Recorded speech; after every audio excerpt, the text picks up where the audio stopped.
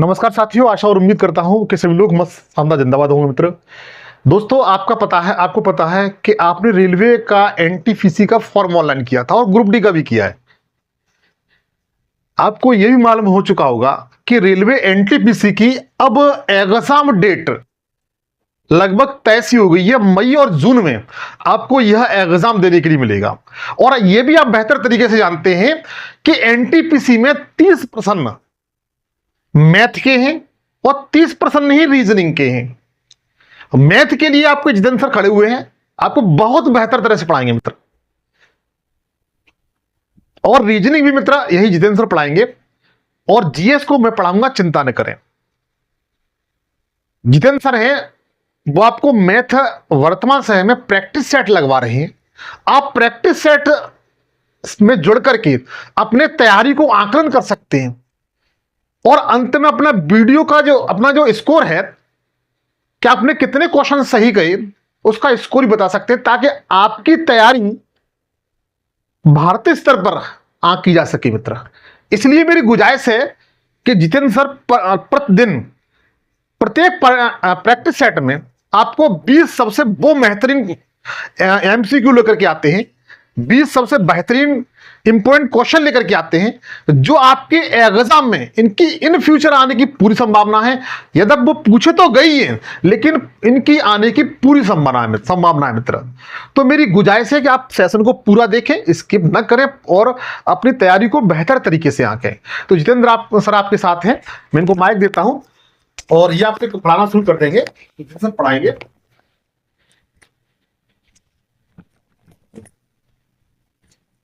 जी नमस्कार दोस्तों, जैसा कि सर ने बताया है कि इसमें रेलवे एनटीपीसी और ग्रुप डी के लिए प्रैक्टिस सेट चलाए जा रहे हैं। आज प्रैक्टिस सेट नंबर 21 है। तो इसी तरीके से प्रैक्टिस सेट आते रहेंगे और ये रेलवे के लिए बहुत ही इंपॉर्टेंट इसमें क्वेश्चन लगाए जा रहे हैं, तो आप इन्हें ज़रूर लगाओ। तो चलिए आज के प्रैक्टिस सेट नंबर 21 पे चलते हैं। उससे पहले अगर आपको मेरा सेशन अच्छा लगता है तो सब्सक्राइब करें, लाइक करें और दोस्तों के साथ शेयर जरूर करें। तो चलिए चलते हैं अपने प्रैक्टिस सेट नंबर 21 के पहले क्वेश्चन पर। यह है आज का पहला क्वेश्चन।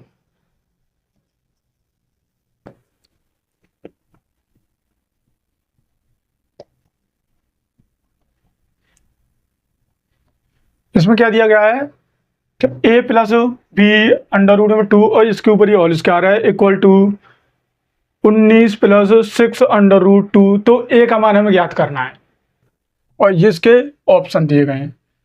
तो चलिए करते हैं इसे कैसे करना है।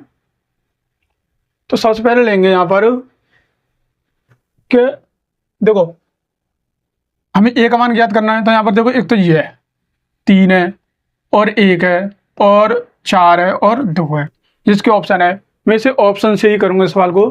तो सबसे पहले जैसे मान लीजिए अगर a का मान हम 3 ले लेते हैं, क्या ले लेते हैं, a का मान 3 ले लेते हैं। जब a का मान 3 लेंगे तो यहाँ पर क्या आएगा जी, ये क्योंकि यहाँ पर क्या होता है परफेक्ट स्क्वायर होता है। तो यहाँ पर देखो जब ऐसे करेंगे तो यहाँ पर क्या आएगा, a स्क्वायर आएगा प्लस के 2b स्क्वायर आएगा और प्लस अब क्या आएगा यहाँ पर 2ab और अंडर रूट में क्या आएगा जो 2 आएगा। तो इसका मतलब ये है कि पहले a स्क्वायर आएगा। जब a स्क्वायर आएगा तो यहाँ पर a की वैल्यू कितनी आएगी, यहाँ पर 9 आएगी प्लस अब क्या आएगा यहाँ पर, अब इसके बाद क्या बचेगा 10, क्या बचेगा 10। तो देखो 10 जो है यहाँ पर सेटिस्फाई नहीं करेगा। तो अब क्या ले लेंगे हम, a का मान क्या लेते हैं, हम 1 लेते हैं। जब हम a का मान 1 लेंगे क्या लेंगे,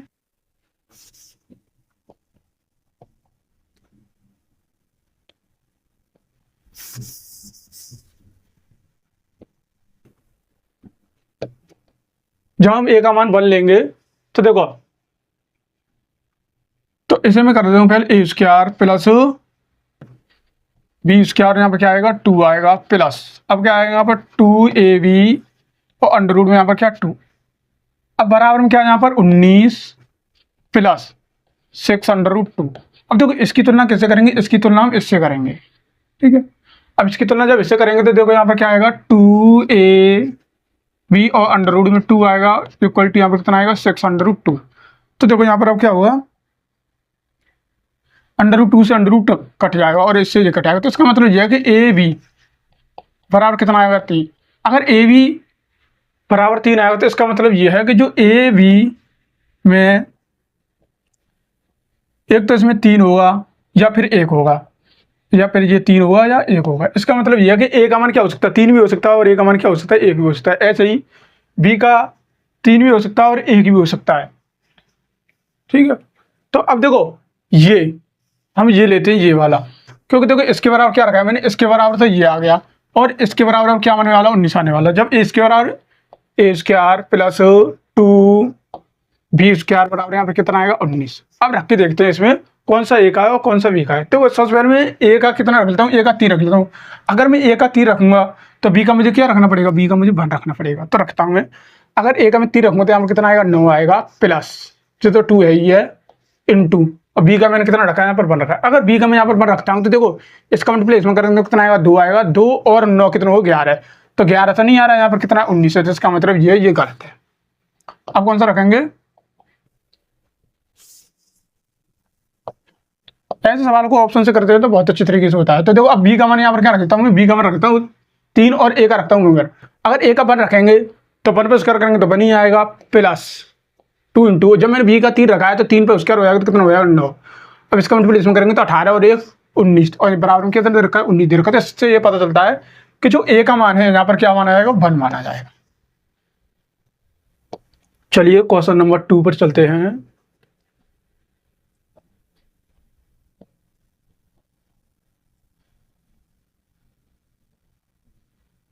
इसमें क्या दिया गया है, एक आयत का परिमाप और लंबाई का अनुपात यहाँ पर कितना दे रखा है 5:1। यदि आयत का क्षेत्रफल 216 सेंटीमीटर स्क्वायर है तो आयत की लंबाई क्या है। तो इसमें क्या पूछ रहा है, आयत की लंबाई पूछ रहा है। तो सबसे पहले यहाँ पर क्या करेंगे, देखो अगर इसका जो परिमाप है, परिमाप कितना दे रखा है यहाँ पर, परिमाप दे रखा है 5 एक्स मान लेते हैं, परिमाप 5x है। अगर परिमाप 5x है तो इसकी जो लंबाई है, लंबाई यहाँ पर कितनी दे रखी है, लंबाई यहाँ पर दे रखी है x, क्योंकि 1 दे रखी है तो हम x मान सकते हैं। अच्छा, परिमाप का फार्मूला कितना होता है, परिमाप का फार्मूला होता है 2l + b बराबर 5x। अब इससे ये पता चलता है कि l + b 5x/2 है। ठीक है, अगर 5x/2 है तो यहाँ पर लंबाई कितनी दे रखी है, x दे रखी है। अगर लंबाई x दे रखी है तो b बराबर ये कितना 5x/2, और लंबाई यहाँ पर कितनी x है। तो जब x इधर से इधर आएगी तो किसकी हो जाएगी, माइनस की हो जाएगी। और जब माइनस की हो जाएगी तो देखो यहाँ पर इसका इसमें कर देंगे तो यहाँ पर कितना आएगा 3x/2। अब देखो ये तो लंबाई x है और यहाँ पर जो चौड़ाई वो कितनी है। अगर लंबाई गुणा चौड़ाई हम देखते हैं तो लंबाई गुणा चौड़ाई तो बराबर में क्या आता है, बराबर में क्षेत्रफल आता है।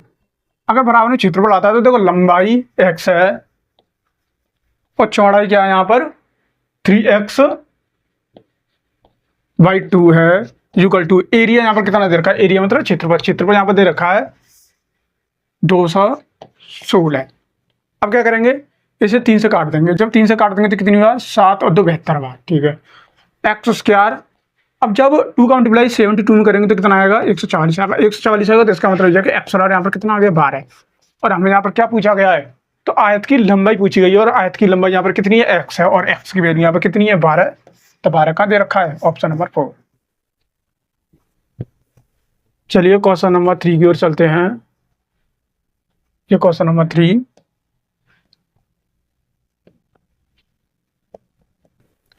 एक आयत का क्षेत्रफल अगर इतना है और इसका परिमाप इतना है तो विकर्ण कितना होगा। तो इसमें विकर्ण पूछा गया। अगर विकर्ण पूछा गया है तो यहाँ पे देखो क्या करेंगे, आयत का क्षेत्रफल यहाँ पे कितना है l × b बराबर 60 है। ठीक है, इसका परिमाप कितना है यहाँ पर, इसका परिमाप अगर देखें तो 34 है। और परिमाप का फॉर्मूला क्या होता है 2l + b।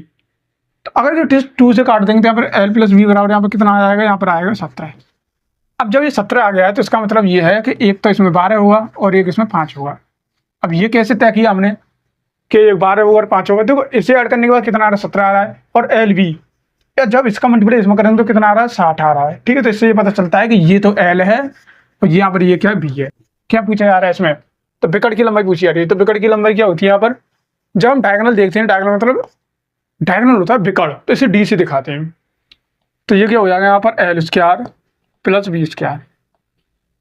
तो यहाँ पर देखो एल की वैल्यू कितनी है यहाँ पर 12, 12 का परफेक्ट स्क्वायर करेंगे तो कितना आएगा 144 आएगा, प्लस बी यहाँ पर कितना है 5 है, 5 का परफेक्ट स्क्वायर कितना होगा यहाँ पर 25 होगा। अगर हम इसको ऐड कर देते हैं तो यहाँ पर कितना आएगा 169 आएगा। 169 किसका होता है, ये 13 का परफेक्ट स्क्वायर होता है। तो यहाँ पर जो डायगोनल है यहाँ पर कितना 13 सेंटीमीटर, 13 सेंटीमीटर कहाँ दे रखा है ऑप्शन नंबर पर। चलिए क्वेश्चन नंबर 4 पर चलते हैं। इसमें क्या दिया गया है कि sine A plus B equal to √3/2 and cos A minus B equal to √3/2। तब निम्नलिखित में से ए और बी के संभावित मान होंगे। तो इसमें संभावित मान पूछे गए हैं। तो यहाँ पर ए और बी के यहाँ पर ये कुछ मान दिए गए हैं ऑप्शन में, तो हमें सॉल्व करना है। तो सबसे पहले यहाँ पर क्या करेंगे, तो सबसे पहले देखते हैं यहाँ पर कि साइन जो 60 की वैल्यू होती है वो कितनी होती है, √3/2 होती है। और क्या है यहाँ पर कॉस 30 की वैल्यू होती है वो कितनी होती है यहाँ पर √3/2 होती है। तो सबसे पहले मैं एक लेता हूँ, यहाँ पर सबसे पहले लेता हूँ इसे। तो यहाँ पर क्या है साइन ए प्लस बी, और जबकि √3/2 साइन में अगर देखें तो ये साइन 60 की वैल्यू होती है, किसकी होती है, साइन 60 की वैल्यू होती है। अगर ये साइन 60 की वैल्यू होती है तो इससे ये कट गया, तो ए प्लस बी बराबर यहाँ पर कितना आ गया, ए प्लस बी बराबर आ गया बस। अब लेते हैं दूसरा, तो कॉस ए माइनस बी इधर कर देता हूँ, cos A minus B equal to, तो कॉस ए माइनस बी और √3/2 कॉस में किसकी वैल्यू होती है, कॉस 30 की वैल्यू होती है, किसकी होती है, कॉस 30 की वैल्यू होती है। तो कॉस से कॉस कट गया, तो इसका मतलब यह है कि ए माइनस बी बराबर यहाँ कितना आ गया, 30 आ गया। जब ए प्लस बी बराबर 60 है और ए माइनस बी बराबर अगर यहाँ पर 30 है, तभी हमें ए और बी का मान निकालना हो तो सबसे पहले इसको और इसको ऐड करने के बाद आधा करते हैं तो ए का मान निकल आता है। दोबारा बता दे रहा हूँ मैं कि इसको और इसको ऐड करने के बाद जब हम आधा करते हैं तो ए का मान निकल आता है, और जब इसका और इसका अंतर लेते हैं तो इसका और इसका अंतर कितना आएगा, 30 आएगा, और 30 का जब आधा करेंगे तो ये बी का मान निकल आएगा। तो इसका मतलब ये है कि ए बराबर यहाँ पर कितना है 45 और बी बराबर 15। तो कहाँ दे रखा है ऑप्शन नंबर 1। चलिए क्वेश्चन नंबर 5, इसमें क्या दिया रखा है, तो ये क्वेश्चन रेलवे में बहुत पूछे जाते हैं, और ये कि ऐसे क्वेश्चन होते हैं कि स्टूडेंट इन्हें देखते ही छोड़ देते हैं, जबकि ये बहुत सिंपल होते हैं। तो देखते हैं कैसे करना है ये। तो देखो सबसे पहले इसका जब इसमें मल्टीप्लाई करेंगे तो कितना आएगा 2 - 1, तो इसका मतलब ये 1/2 आएगा। कितना आएगा 1/2, बीच में क्या दे रखा है *2। अब क्या करेंगे, 3 का इसमें करेंगे तो 3 अगर 3 में से गया तो यहाँ कितना बचेंगे 2/3 डैश डैश डैश डैश। अब जब इसका इसमें करेंगे तो कितना आएगा 8/9, कितना आएगा 8/9 *, और जब इसका इसमें करेंगे तो कितना आएगा 9/10 आएगा, कितना आएगा 9/10। अब क्या करेंगे, देखो इससे ये कट गया और इससे ये कट गया, इसका मतलब ये कि ये त्रिज्या कट रहा है। जब त्रिज्या कट रहा है तो इससे ये कट जाएगा यहाँ पर, और इससे ये कट जाएगा। मतलब ऐसे करके संख्या आएंगी, एक संख्या यहाँ पर आएगी 3 और यहाँ पर आएगी, यही संख्या ये आती जाएंगी। तो ऐसे ये त्रिज्या कटता जाएगा ये, और कटने के बाद यहाँ पर क्या बचेगा, यहाँ पर एक तो 1 बचेगा और नीचे कितना बचेगा 10 बचेगा। ये कहाँ से रखा है ऑप्शन नंबर 3।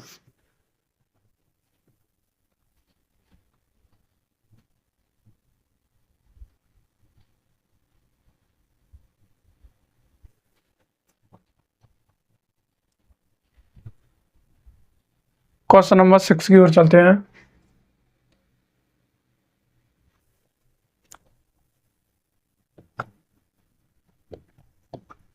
दो संख्याओं का लासापा और उनके मासापा 24 गुना है। तो इसका मतलब है कि मासापा जो है वो लासा का कितना है 24 है, मतलब लासा 24 है मासा से। मासा और लासा का योग यहाँ पर कितना दे रखा है, यहाँ पर 750 दे रखा है। उनमें से एक संख्या अगर 90 दे रखी है तो दूसरी संख्या में क्या करनी है, ज्ञात करनी है, जिसके ऑप्शन दे रखे हैं। तो अब देखो सबसे पहले यहाँ से लेते हैं एलसीएम। ये क्या है? एलसीएम।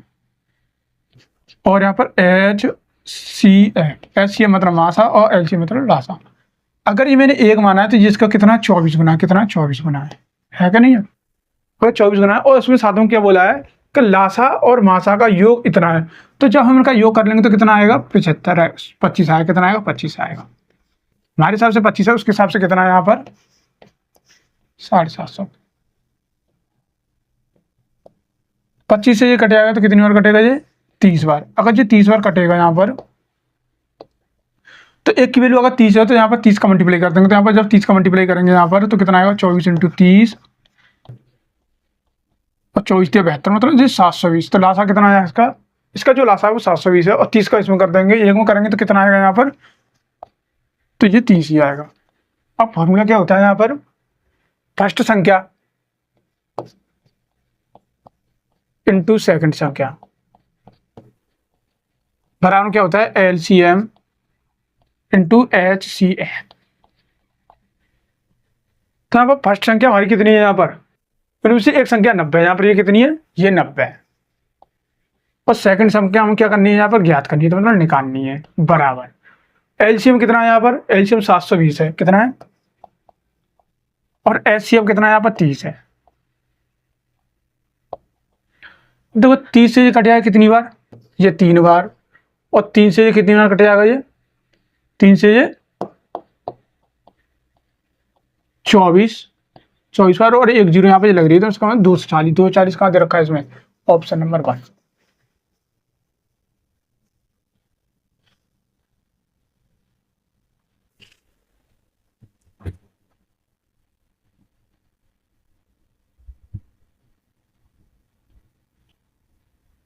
चलिए क्वेश्चन नंबर 7 पे चलते हैं।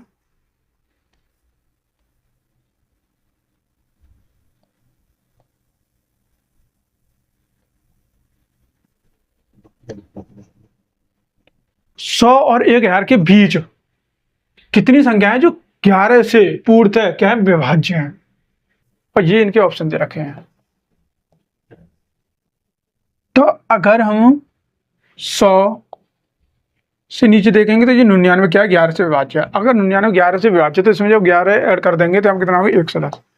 तो एक संख्या है यहाँ पर 110 जो 11 से पूरी तरह से विभाज्य है। इसी तरीके से 121 आ जाएगी, क्योंकि अब जोड़ते जाएंगे, 11 11 जोड़ते जाएंगे। Dash dash dash dash. अब 1000 के आसपास कोई संख्या है जो हमें 11 से पूरी तरीके से परफेक्ट डिवाइड होगी। तो यहाँ पर ये ऐसे करके हम डिवाइड कर लेते हैं। जब डिवाइड करेंगे तो हमें कितना आएगा? 11 99। यहाँ पर एक बच रहा है और एक जीरो ले लिया हमने। ठीक है, तो इसका मतलब हो जाएगा 10 एक्स्ट्रा। 10 इसमें से घटा देंगे। जब 10 इसमें से घटा देंगे तो आप कितना ही संख्या? 990 आएगी। और 990 क्या है? 11 से डिवाइड है पूरी तरीके से। तो अगली संख्या क्या आएगी? 990 आएगी। अब जब इससे ऊपर 11 ऐड करेंगे तो ये क्या हो जाएगी? ये 11 मतलब 11 से ऊपर चली जाएगी। तो ये हम मान्य नहीं करेंगे। तो मान कौन सी करेंगे? 11 से बीच की, इन दोनों के बीच की संख्या। तो ये क्या है? ये 1000 और 100 के बीच में आ रही है।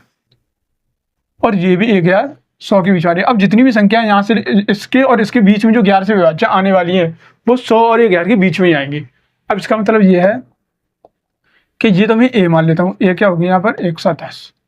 और जो डिफरेंस आएगा, डिफरेंस आता है कि इसमें से इसे घटाने के बाद, तो कितना आएगा? यहाँ पर 11 आएगा। और लास्ट की संख्या क्या होती है? ए एन होती है। क्या होती है? A N. तो ए एन बराबर कितना? 990। अब इसका एक फॉर्मूला होता है छोटा सा, उसे लगाने के बाद आंसर आ जाएगा। फॉर्मूला क्या होता है? A N equal to A plus N minus 1 और यहाँ पर क्या आएगा? डी आएगा। तो देखो ए एन की वैल्यू कितनी है यहाँ पर? 990। ए कितना है यहाँ पर? 110 plus N minus 1 into D. D यहाँ पर कितना है? हमने 11 लिया, 11। ठीक है, अब देखो इसमें से ये घटा देंगे। तो जब ये घटाएंगे तो यहाँ पर कितना बचेगा? इधर ही लिख देता हूँ, इतना। और यहाँ पर क्या है? एन माइनस 1 और यहाँ पर क्या है? 11। अब 11 से इसे काट देंगे तो कितनी बार? 80 बार। N minus 1। और जब ये -1 है, जब ये इधर आएगा प्लस का हो जाएगा तो कितना आएगा? एन बराबर 81। 81 का दिखा है option number 3।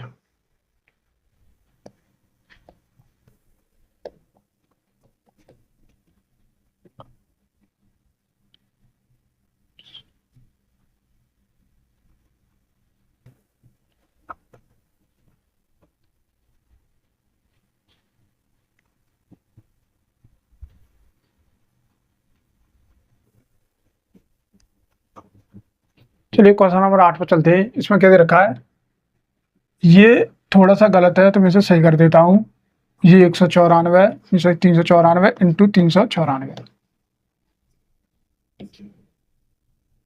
Plus 2 into 394 plus into 106 plus, अब क्या 106 इंटू 106 106 इंटू 106 ये है।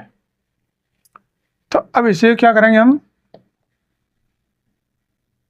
ए बराबर क्या ले लेते हैं 394 लेते हैं, क्या लेते हैं 394, और बी बराबर यहाँ पर क्या ले लेते हैं 106 ले लेते हैं।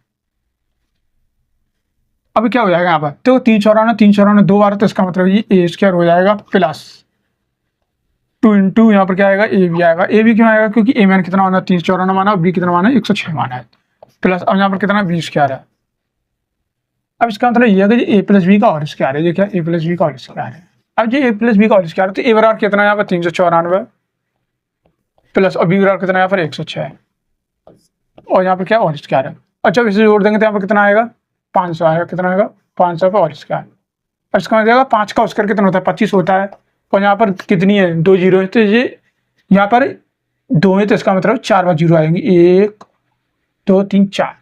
ये कहाँ दे रखा है, ऑप्शन नंबर 3।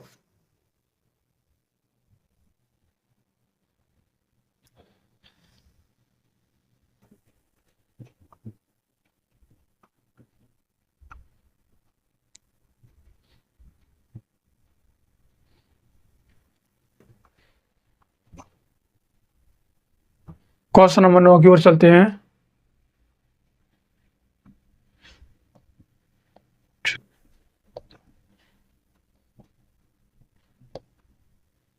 इसमें दिया गया 11 13 10 9 20 और 13 की है माध्यिका ज्ञात करनी है। ये इसके ऑप्शन दे रखे हैं। माध्यिका ज्ञात करने के लिए क्या करते हैं, सबसे पहले जो संख्या दी गई है उसे हम असेंडिंग ऑर्डर में लिखते हैं। असेंडिंग मतलब असेंडिंग ऑर्डर होता है आरोही क्रम, बढ़ते क्रम में लिखते हैं। और जब बढ़ते क्रम में लिखेंगे तो सबसे छोटी संख्या लेंगे, सबसे छोटी संख्या यहाँ पर कितनी 9 है। अब 9 से बड़ी कौन सी है, इसमें 9 से बड़ी 10 है, और 10 से बड़ी क्या है यहाँ पर 11 है, 11 से बड़ी कौन सी है यहाँ पर 13 है, 13, और 13 से बड़ी कौन सी है यहाँ पर, 13 से बड़ी सिर्फ 20 है, कौन सी है 20 है। और जब भी हम माध्यिका लेते हैं तो सबसे बीच की संख्या क्या वहाँ कहलाती है, इसमें माध्यिका कहलाती है। तो सबसे बीच की संख्या माध्यिका है, तो इसका मतलब माध्यिका कितनी है यहाँ पर 11, तो 11 कहाँ दे रखा है, ऑप्शन नंबर 3।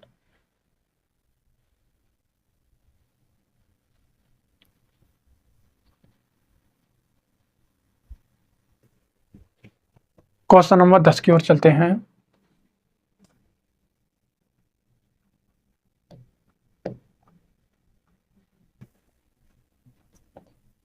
एक खोखले धातु के गोले जिसकी आंतरिक और बाहरी त्रिज्या क्रमशः 3 और 5 है, मतलब आंतरिक 3 है और बाहरी कितनी है 5 है, इसे पिघलाकर 7 सेंटीमीटर त्रिज्या वाले एक ठोस बेलन बनाया जाता है, तो उसकी ऊंचाई ज्ञात करनी। तो इसका मतलब ये है, देखो आंतरिक गोले, तो जैसे मान लीजिए ये गोला इस तरीके से है,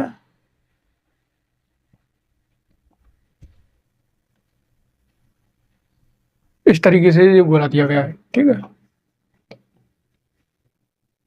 अगर यहां से लेकर, यहाँ सेंटर से लेकर यहां तक की जो दूरी है वो कितनी है, ये 3 है, ये कितनी है 3 है, और यहां से लेकर जो यहां तक की दूरी है वो कितनी है, ये पूरी 5 है, ये कितनी है 5 है। तब अब इनका हमें आयतन निकालना हो, तो आयतन कैसे निकालते हैं, इसका आयतन निकालेंगे यहाँ पर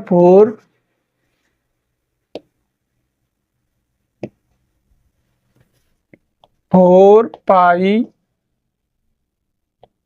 आर स्क्वायर, और यहाँ पर क्या इतना आएगा आर स्क्वायर।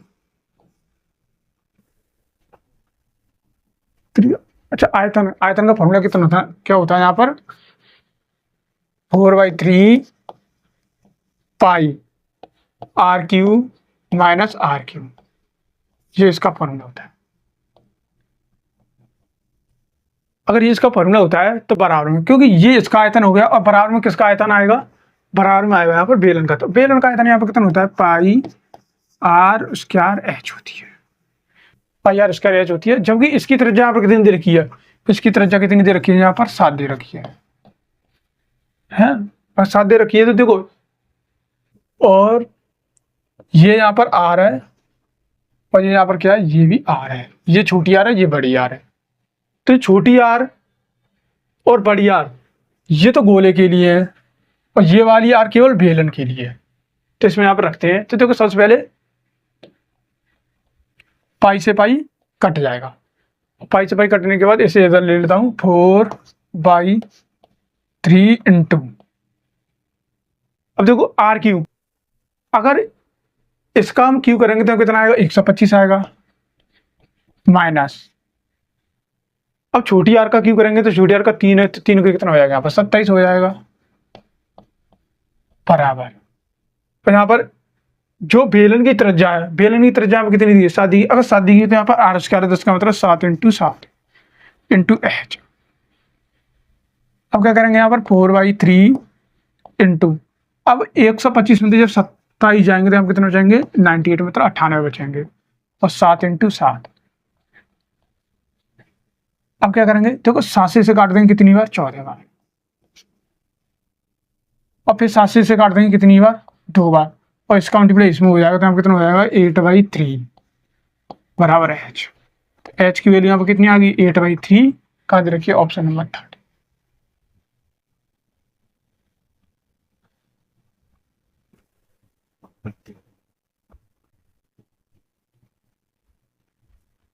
क्वेश्चन नंबर 11 की ओर चलते हैं।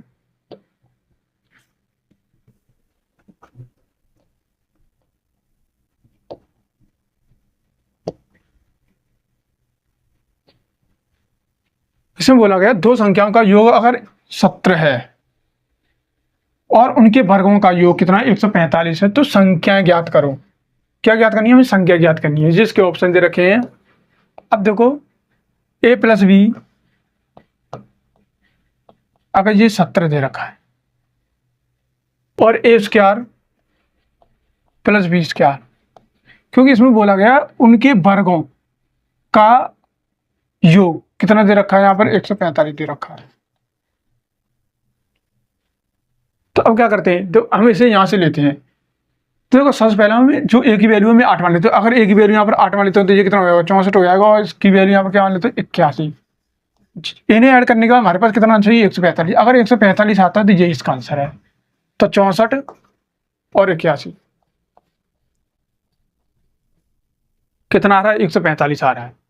और इन्हें जोड़ने पर कितना आ रहा है, 8 और 9 को जो जोड़ेंगे तो कितना आ रहा है, 17 आ रहा है। तो इसका मतलब ऑप्शन क्या है, यही सही है। ठीक है, जैसे मान लीजिए अगर मैं ऐसे लेता हूँ ये, तो इसका परफेक्ट स्क्वायर कितना होता है, 100 होता है, और इसका कितना होता है, 149 होता है, कितना होता है, 49। जब इन्हें ऐड करेंगे तो कितना आएगा, 149 आएगा। और जहाँ पर कितना दे रखा है, 145। इस वजह से ये गलत है। ऐसे ये सब गलत हो जाएंगे। सही कौन सा, केवल 8 और 9 है। तो ये इसका आंसर है।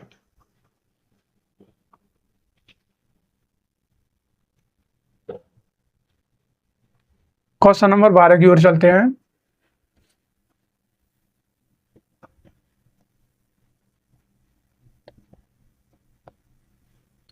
किसी संख्या को अगर 5 से विभाजित किया जाए तो 3 शेषफल बचता है। जब उसी संख्या के वर्ग को 5 से विभाजित किया जाए तो शेषफल कितना आएगा, जिसके ऑप्शन दे रखे हैं। अब देखो, किसी संख्या को अगर 5 से विभाजित करेंगे 3 शेषफल आएगा, तो वो संख्या कौन सी होगी, 8 होगी। कितनी होगी, 8। अब देखो, 8 को जब 5 से विभाजित करेंगे तो यहाँ पर कितना आएगा, 3 शेषफल आएगा। अब कह रहा है कि उसी संख्या के वर्ग, जब इसका वर्ग करेंगे तो हम कितना आएगा, 64 आएगा। और 64 को जब हम 5 से डिवाइड करेंगे तो 5 से डिवाइड करेंगे तो यहाँ पर कितना आएगा, ये पूरा कटने के बाद ये 12 बार कटेगा, फिर भी इसमें कितना बचेगा, 4 शेष बचेगा। 4 शेष कहाँ पे रखा है, ऑप्शन नंबर 2।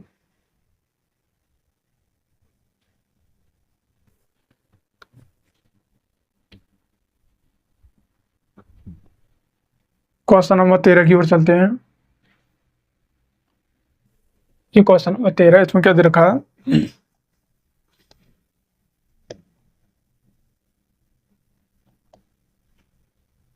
कि साधारण ब्याज पर 6% ब्याज की दर से निवेश की गई कोई राशि अपने मूल्य में 50% की क्या होती है, वृद्धि करने में समय लेगी। तो कितना समय लगेगा जब कोई मूल राशि अपनी राशि से 50% अधिक हो जाएगी। तो इसका मतलब ये है कि अगर कोई राशि 100 है तो 50% की वृद्धि होगी तो कितनी हो जाएगी, यहाँ पर 150 हो जाएगी।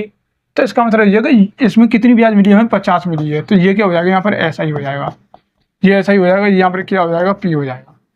तो पी अगर हमने 100 ले लिया है यहाँ पर, और ये कितना 6% इंटू क्या पूछा है यहाँ पर, टाइम पूछा है, नीचे कितना आएगा 100 आएगा, बराबर कितना आएगा 50 आएगा। अब इससे घट जाएगा और 6 का इसमें डिवाइड कर देंगे तो कितना आएगा यहाँ 25/3, तो टाइम बराबर कितना आएगा 25/3।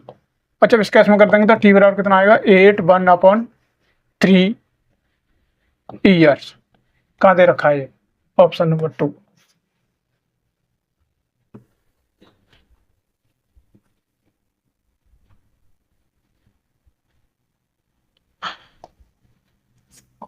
क्वेश्चन नंबर 14,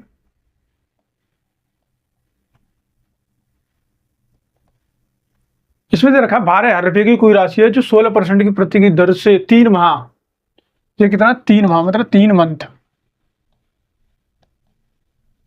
3 मंथ्स में त्रैमासिक, ये क्या है त्रैमासिक, त्रैमासिक होता है मतलब क्वार्टरली से संयोजित चक्रवृद्धि ब्याज ज्ञात करनी है।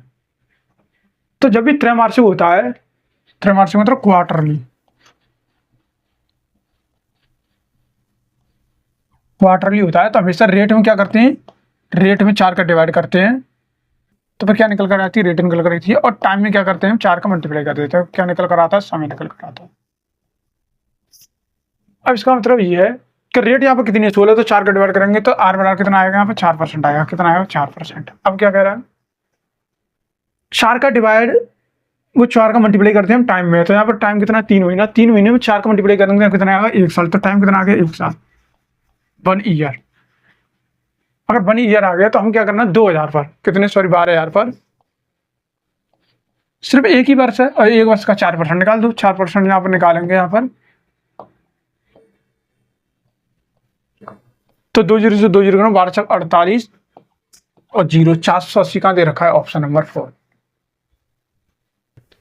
तो इसमें क्या दे रखा है देखो कॉट ए, तो कॉट ये किसकी वैल्यू होती है, ये 60 की वैल्यू होती है, कॉट 60 की वैल्यू होती है, यहाँ पर कितना कॉट 60, इससे ये कट गया, तो इसका मतलब ये कि ए बराबर यहाँ पर कितना आ गया 60 आ गया। अगर ए बराबर 60 आ गया तब 1 माइनस कॉस 60 की वैल्यू यहाँ पर कितनी होगी, देखो अगर ए बराबर 60 है और 60 का मल्टीप्लाई इसमें कर देंगे तो कितना आएगा 120 आएगा, क्या आएगा 120, ऐसे ही नीचे आ जाएगा 1 प्लस कॉस 120 हो जाएगा। अब यहाँ पर कॉस 120 की जो वैल्यू होती है वो माइनस के 1/2 होती है, कितनी होती है माइनस के 1/2, तब 1/2 यहाँ पर कितना 1 प्लस और यहाँ माइनस के 1/2। अब जब इसे करेंगे तो यहाँ पर कितना आएगा 1 माइनस माइनस के हो जाएगा, ये प्लस हो जाएगा, तो ये कितना यहाँ पर 1/2 है, नीचे कितना हो जाएगा यहाँ पर 1 माइनस 1/2। अब जब इसका इसमें करेंगे तो कितना आएगा यहाँ पर 3/2 आएगा, ऐसे इसका करेंगे तो यहाँ पर कितना आएगा 1/2 आएगा, और 2 से 2 कटेगा तो यहाँ पर कितना आएगा 3 आएगा, तो 3 का देखा ऑप्शन नंबर 2।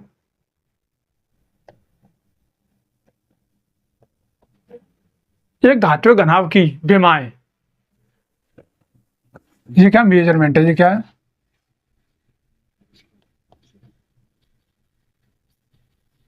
मेजरमेंट मतलब विमाएं, 50 सेंटीमीटर 40 सेंटीमीटर 32 सेंटीमीटर है, अगर इसको घनाभ को पिघलाकर एक घन में बदल दिया जाता है तो देखो यहाँ पर सीधी सी बात ये है कि यहाँ पर घनाभ का आयतन बराबर क्या आएगा, यहाँ पर घन का आयतन, किसका आयतन, घन का, तो घनाभ का आयतन यहाँ पर कितना 50 इंटू 40 इंटू, देखो ये तो एल है, ये क्या एल है, ये बी है और ये एच है, एल बी और ये क्या एच है। तो घनाभ का आयतन क्या होता है, लंबाई गुणा चौड़ाई गुणा ऊंचाई होता है बराबर, और घन का आयतन क्या होता है सिर्फ एक ही होता है। अब जब इसका मल्टीप्लाई इसमें करेंगे तो कितना आएगा 2000 आएगा, इंटू ये कितना आएगा 32 आएगा, अच्छा इसका इसमें कर देंगे तो कितना आएगा 64, यहाँ पर कितना आएगा 1 भी आएगा, जब 1 भी आएगा तो यहाँ कितना आएगा 4 क्यू और यहाँ पर ए क्यू, अब Q से Q कट जाएगा तो यहाँ पर ए बराबर कितना आ गया 40 आ गया। अगर ए बराबर 40 आ गया तो क्या पूछा है इसमें, तो शंभु पृष्ठीय क्षेत्रफल, तो घन का शंभु पृष्ठीय क्षेत्रफल।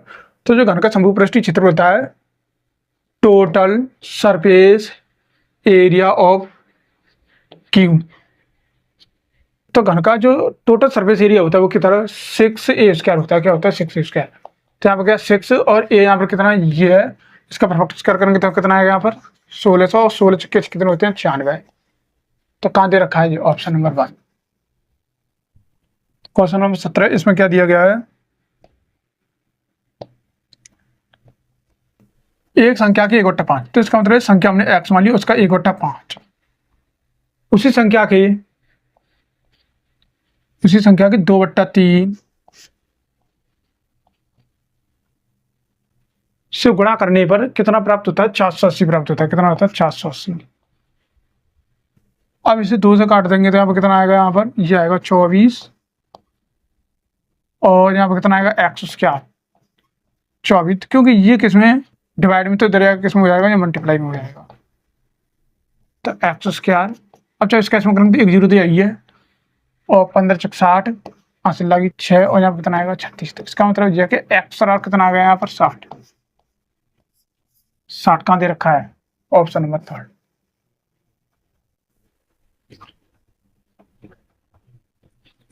कि AB बराबर AC और AD आधार BC की माध्यिका है और ABC एक समद्विबाहु त्रिभुज है। तो अगर ABC देखो जैसे मान लीजिए हम ABC ले लेते हैं,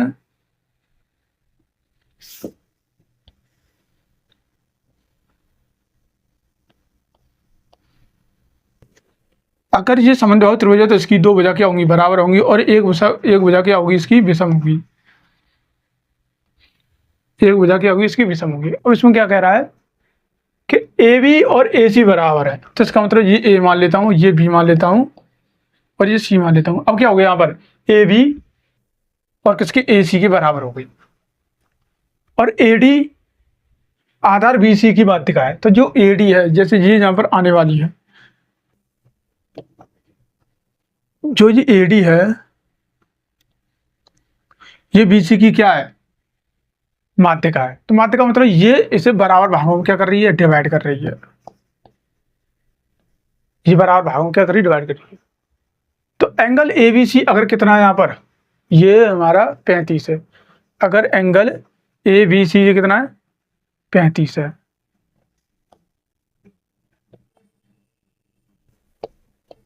देखो ये भुजा और ये भुजा कैसी है समान है। अगर इसके सामने वाला एंगल 45 है तो इसके 35 है तो इसके सामने वाला भी एंगल कितना होगा 35 होगा,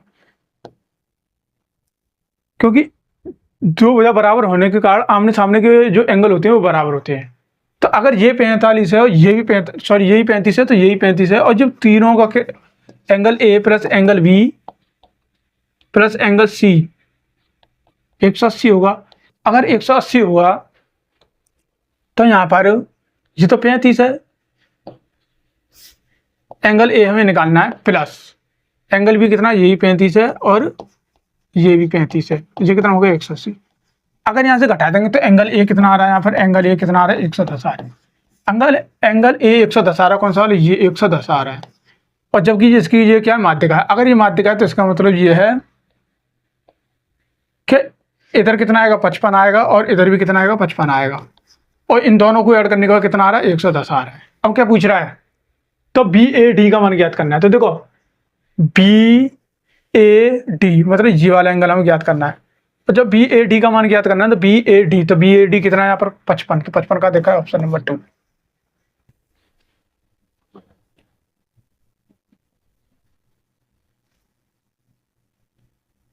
चलिए क्वेश्चन नंबर चलते हैं। इसमें क्या दे रखा है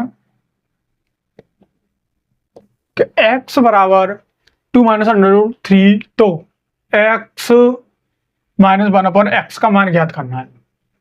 तो इसका मतलब ये है कि x बराबर अगर 2 √3 है तो जब भी हम 1/x का लेंगे तो यहाँ पर 1 + √3 आएगा।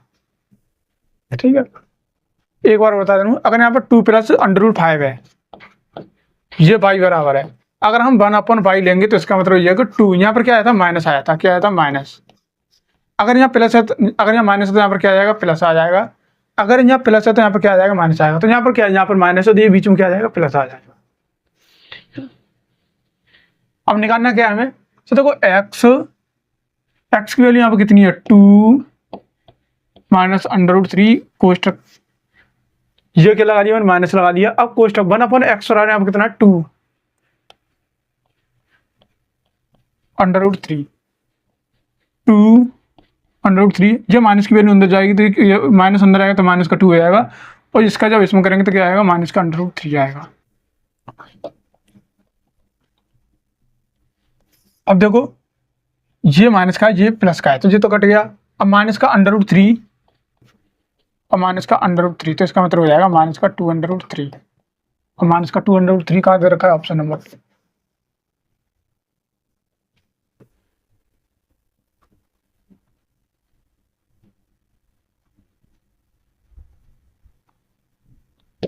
क्वेश्चन नंबर 20 की ओर चलते हैं। ये आज का अंतिम और लास्ट क्वेश्चन है, इसे कैसे करना है वो देखते हैं, ठीक है। कि 900 रुपये को कुछ छात्रों के बीच समान रूप से क्या किया जाता है, विभाजित किया जाता है। यदि 20 छात्र और होते तो प्रत्येक को कितनी राशि मिलती, यहाँ पर इतनी राशि मिलती, इतनी राशि कम मिलते। तो छात्रों की वास्तविक संख्या क्या है,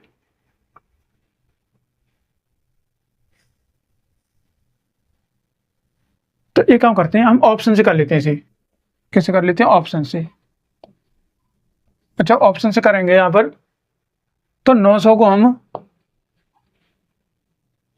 35 से डिवाइड करेंगे, तो इससे ये पता चलता है कि 35 से 900 नहीं डिवाइड हुआ, तो इसका मतलब ये तो इसका आंसर नहीं है। अब किससे करेंगे, यहाँ पर 25 से कर लेते हैं, तो यहाँ पर कितना आएगा, 900 9000। अगर इसे 25 से हम करेंगे तो 25 से कटेगा कितनी बार, 90 × 4 तो 360। अब इससे पता चलता है कि प्रत्येक छात्र को कितने रुपए मिले, 360 रुपये मिल रहे हैं। अभी 360 रुपये मिल रहे हैं। अगर 20 छात्र और होते तो इसका मतलब ये है 990 9000। अगर 20 छात्र और होते तो हमने अभी कितनी ली, 25 छात्र लिए हैं, 25 ही तो डिवाइड किया है। तो 25 और 20 छात्र और होते तो कितने छात्र हुए थे, 45 छात्र हो जाते। तो 45 से काट देंगे तो कितनी हुआ, 2 हुआ। तो अब कितने रुपए मिलेंगे, 200 रुपये मिलेंगे। अगर 25 छात्र होते तो कितने मिलते, 360 मिलते। अगर 45 छात्र होते तो 200 रुपये मिलते। इससे मतलब ये है कि यहाँ पर कितने रुपए कम मिल रहे हैं, यहाँ पर 160 रुपये मिल रहे हैं। 160 रुपये क्या हो रहे हैं, यहाँ पर कम हो रहे हैं। लेकिन 160 रुपये कब कम हो रहे हैं, जब 20 छात्र और आ जाते हैं। तो प्रेजेंट में कितने छात्र होने चाहिए, तो 25 छात्र होने चाहिए। तो आज की क्लास समाप्त होती है। इसी तरीके से क्लास आती रहेगी। देखने के लिए थैंक यू और धन्यवाद।